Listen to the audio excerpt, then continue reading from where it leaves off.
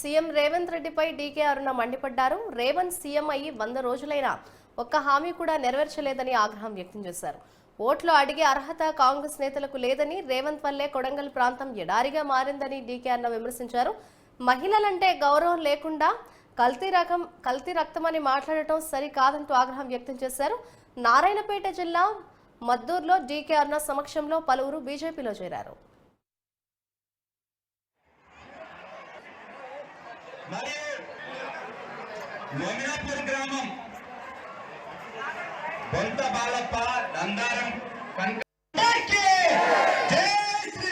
మరి ఇక్కడ రేవంత్ రెడ్డి గారు ఏదైతే ఉందో మన కాంగ్రెస్ పార్టీ ఈ ఎన్నికల్లో తమ యొక్క ఓటమిని ఒప్పుకున్నదని చెప్పాలి. తమ ఓటమిని ఒప్పుకొనే మొన్న కుట్ర పన్నుతున్నారు, నా మీద కుట్ర చేస్తున్నారనేటటువంటి మాట ఒక ముఖ్యమంత్రి స్థాయిలో మాట్లాడడం అనేది మరి అది ఎంతవరకు మనం ఏ విధంగా తీసుకోవాలో ఒకసారి మనమే ఆలోచన చేయాలి. ఈ రాష్ట్ర ముఖ్యమంత్రిగా ఉంటూ ఆయన నియోజకవర్గంలో పార్లమెంట్ అభ్యర్థిగా పోటీ చేస్తున్నటువంటి నేను మరి ఇక్కడ ప్రచారం చేసుకుంటుంటే కుట్ర పన్నుతున్నదని ఏదో సింపతి క్రియేట్ చేసుకోవడానికి వారు ప్రయత్నం చేస్తూ ఉన్నారు.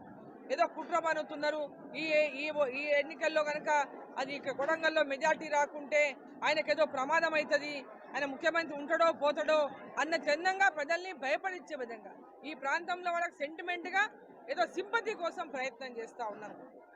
రేవంత్ రెడ్డి గారు మీరు 5 ఏళ్ళు బరాబరుగా ఉంటారు, మెజారిటీ మీకుంది, ప్రజలు తిరస్కరించినారే మీరు ఇంటికి పోతారు.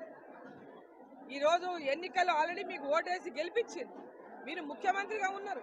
ఒక ముఖ్యమంత్రిగా ఈరోజు ఈ రాష్ట్రంలో మీరు ఇచ్చినటువంటి ఏ హామీలు నెరవేర్చకుండా మళ్ళీ రేపు మేము ప్రధానమంత్రి అవుతాము, మీ 6 గ్యారంటీలు కావాలంటే రాహుల్ గాంధీ ప్రధానమంత్రి అయితేనే 6 గ్యారంటీలు అమలైతే అని ప్రజల్ని మోసం చేస్తున్న తీరు చూస్తుంటే అసలు రాహుల్ గాంధీ ప్రధానమంత్రి అయినటువంటి మాట ఏ చిన్న పల్లె కానీ చెప్పినా నమ్మే పరిస్థితి లేదు.